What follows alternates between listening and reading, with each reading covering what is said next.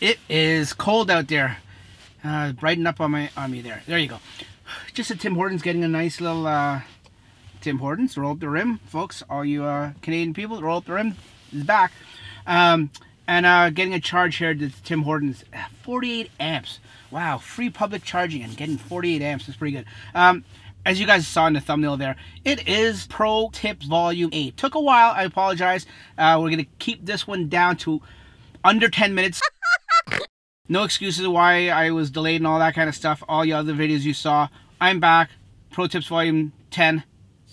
Volume 8. Let's get going now.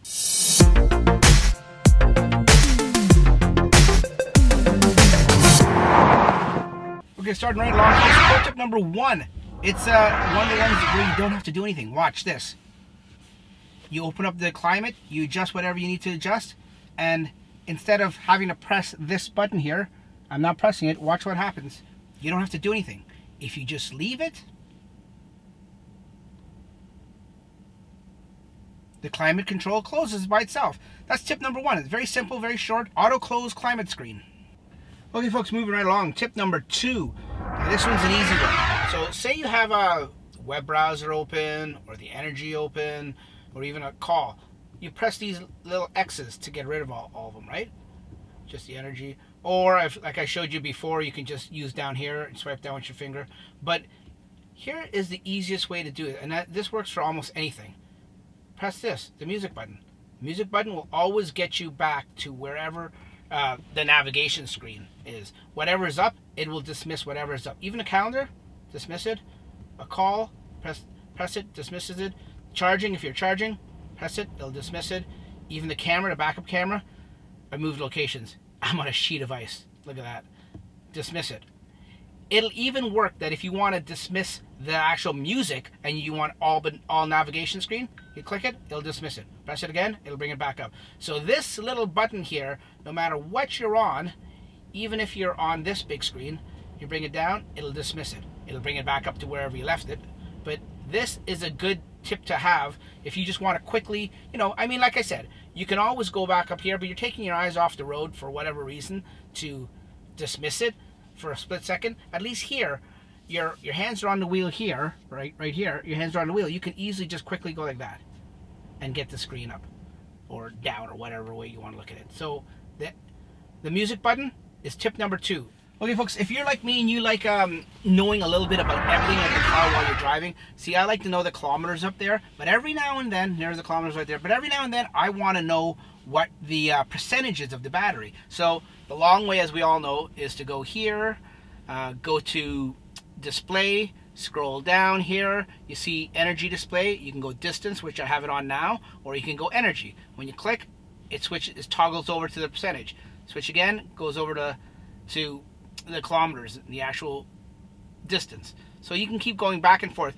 That's one way. That's basically tip number 3. But a bonus on top of tip number 3, how to do that is what I've done is, as you can see here, I've got all the different memories in there.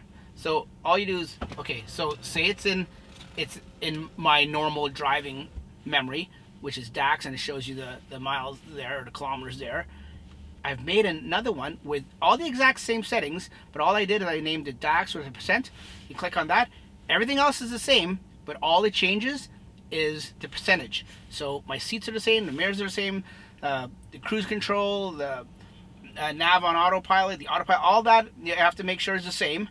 And then the only difference is that. Oh, okay, I've got my following distance a little different there. So if I to match that to 6, now when I go over to percentage, everything remains the same. Toggle back and forth. So while I'm driving, if I need to do it quickly, I don't need to go in here, go down to display, scroll up. It's a little distracting. Quick, but distracting. So all I have to do now is hit that. Okay folks, tip number 4, and this one, we're going to go back to the basics. Most everyone's going to know this, but just in case a few people don't know this is how to reboot the MCU. The MCU is the computer, the main control unit that controls your screen. Now the easiest way to do it is you press the 2 buttons in that are on your steering wheel. You have a left button and a right button, they do different things, as we all know. You press it in simultaneously, and this is what happens. Keep them in. The screen will go black. And then once the screen goes black, you can let go. Then after a few seconds, I don't know, it differs all the time. Could be up to a minute, could be 30 seconds, could be 20 seconds. You'll see the Tesla T logo come up on the screen here. While we're waiting for this, I'm doing this in the Tim Hortons parking lot, and people come and go, as you know, most Tim Hortons do. Oh, there comes the Tesla T, and people are staring at me talking to the camera. But, you know, this is part of being a YouTube vlogger. Okay, so that was quick and rebooted. That's how you reboot the MCU. And that's called a quick reboot or a soft reboot. If you want to do a longer, deeper, harder reboot, yeah, I know, that sounds weird. But a longer, harder, deeper reboot, then you have to do the exact same thing, but instead of just pressing the buttons, you have to put your foot on the brake while you press those buttons. And that takes a little bit longer, and that's a harder, deeper level reboot. That's tip number 4. Okay, folks, moving right along. We're doing really good for time-wise here. This is the last tip, tip number 5, and as you know, as you've been following, I like to leave the last tip as my favorite tip of the week. So, favorite tip of the week, tip number 5, is brought to you by Matthew and Bryce Phillips. They're from Twitter, and Matthew and Bryce brought this to my attention, and it's a great little tip. It's some of you guys might know this, some of you guys might not.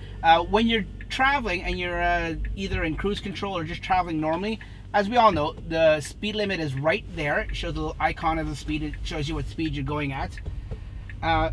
What a lot of people might not have noticed or been distracted at knowing.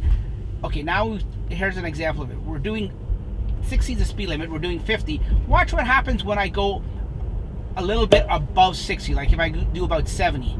Watch what happens to that symbol. See how it got bigger there? And the 60 and the max got more bold? Because now we're doing 75 in a 60. Now watch what happens if I drop closer to 60. See how it got smaller there? So it's animated.